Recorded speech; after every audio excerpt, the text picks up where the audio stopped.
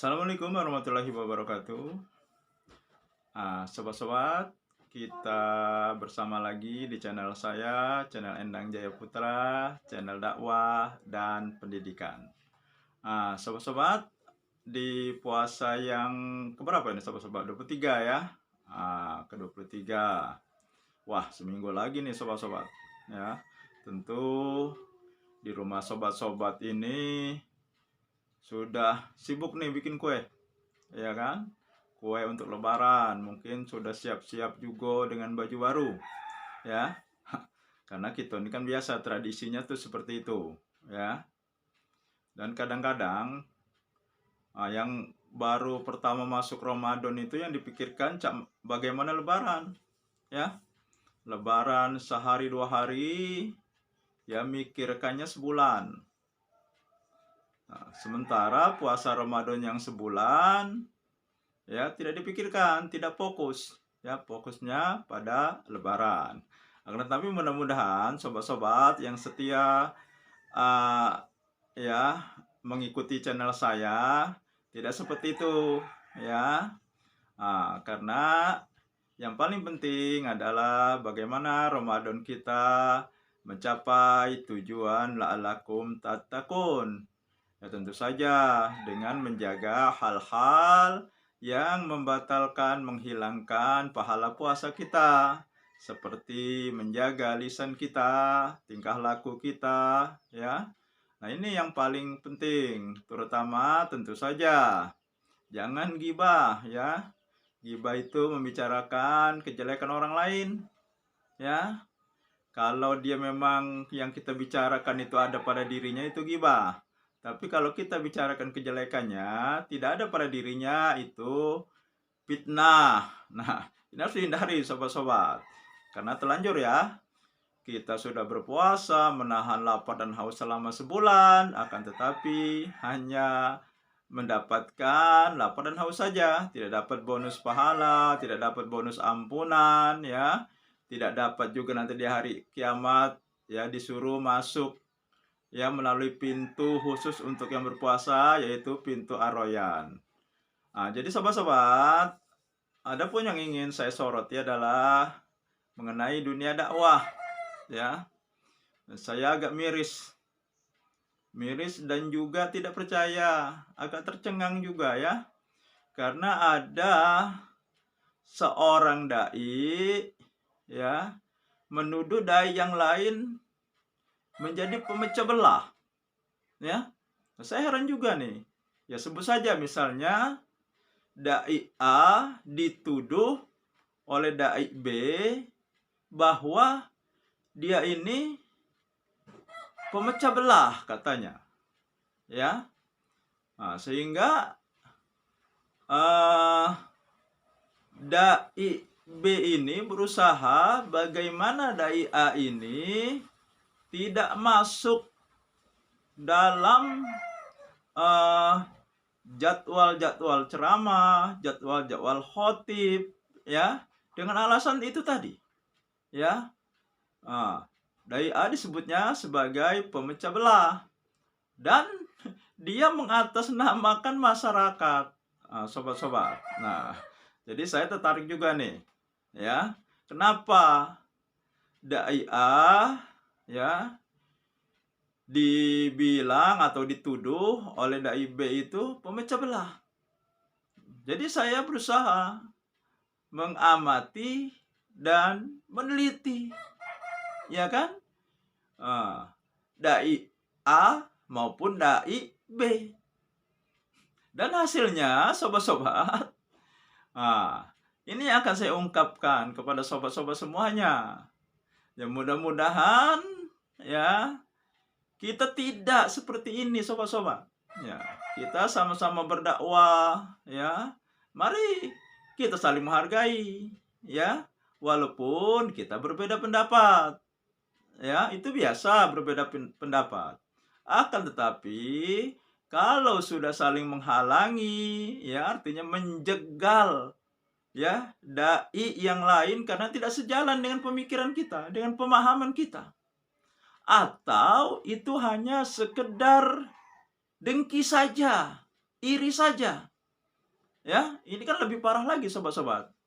Nah, jadi sebelum saya menyampaikan hasil pengamatan dan penelitian saya terhadap kedua dai tersebut, yaitu dai A dan dai B, seperti biasa sobat-sobat, bagi sobat-sobat yang belum melaksanakan subscribe-nya di channel saya, silahkan untuk melaksanakannya. Tekan subscribe warna merah sehingga menjadi hitam, bunyikan loncengnya, jangan lupa like dan share-nya. Nah, terima kasih sobat-sobat. Semoga sobat-sobat selalu diberi kesehatan.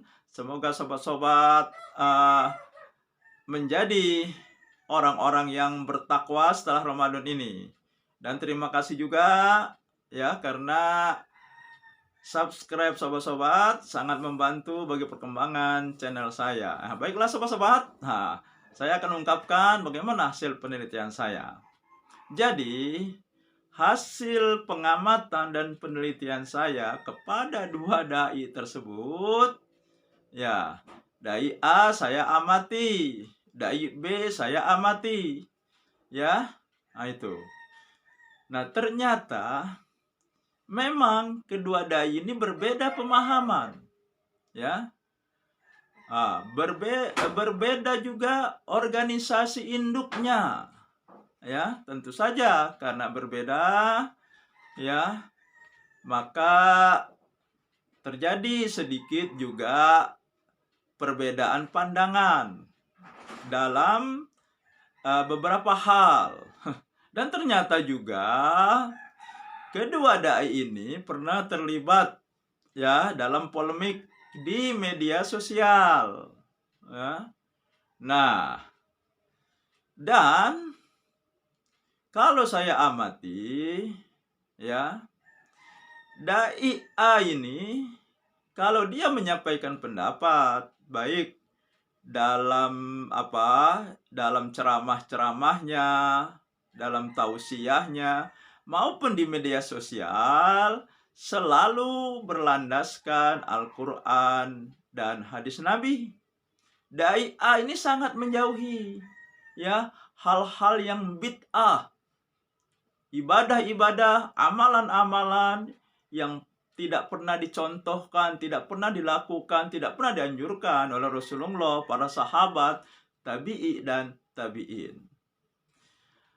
Nah, artinya dai B ini ya menuduh dai A ini pemecah belah, ya. Karena dai A ini menyampaikan sesuai dengan Al-Quran dan Sunnah Nabi. Sementara dai B ini tidak seperti itu, ya. Dan sebagian besar masyarakat, ya, pemahamannya sama seperti dai B. Nah, artinya mungkin dia mengatasnamakan masyarakat adalah masyarakat yang seperti itu. Masyarakat yang segolongan dengan dia. Nah, jadi kesimpulannya sobat-sobat, kalau kita berdakwah menyampaikan kebenaran Al-Quran dan sunnah dan hadis Nabi yang sahih, memang banyak tantangan. Bahkan tantangan itu bukan hanya dari non-muslim, akan tetapi di kalangan kita sendiri sesama muslim, ya. Cuma yang saya kagum di dai A ini, dia tidak pernah sedikit pun ya berkata negatif terhadap dai B. Dia selalu menghargai. Meskipun dai B itu usianya jauh di bawah dai A. Nah, jadi sobat-sobat, ini kan presiden buruk terhadap dakwah kita, ya. Kita boleh berbeda pendapat, ya, tetapi kita harus saling menghargai, bukannya malah saling menjegal, ya. Nah, apalagi menuduh orang sebagai pemecah belah. Dan tuduhan ini luar biasa, tuduhan ini serius. Apalagi dilontarkan di bulan suci Ramadan seperti ini. Itu kalau tidak omongan seperti itu, kalau tidak gibah, itu menjadi fitnah. Ya. Nah, jadi dai A dan dai B ini ya, walaupun kalau ketemu itu keduanya biasa saja.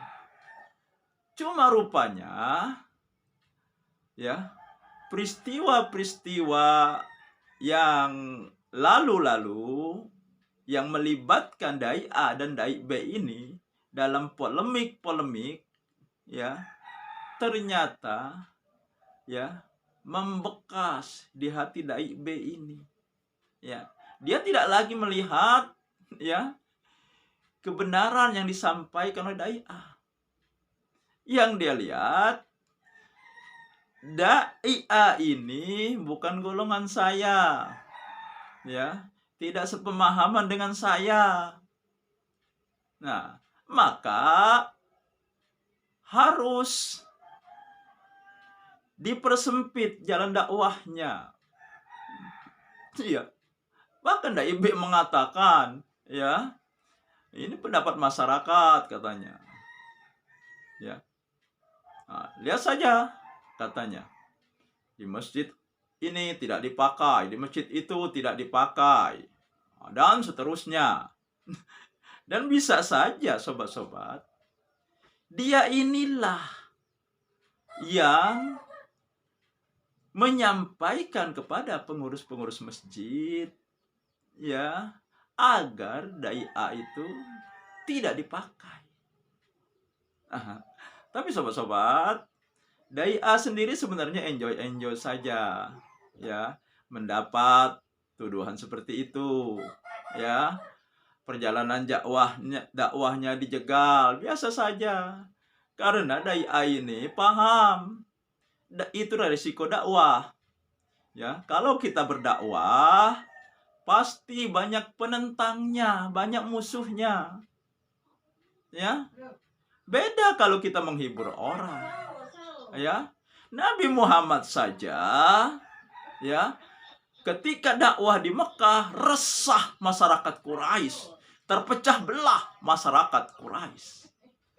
Artinya kalau kita berdakwah menyampaikan kebenaran Islam, tidak ada yang menentangnya, tidak ada musuh kita, semua senang dengan kita, itu bisa dikatakan Anda tidak berdakwah.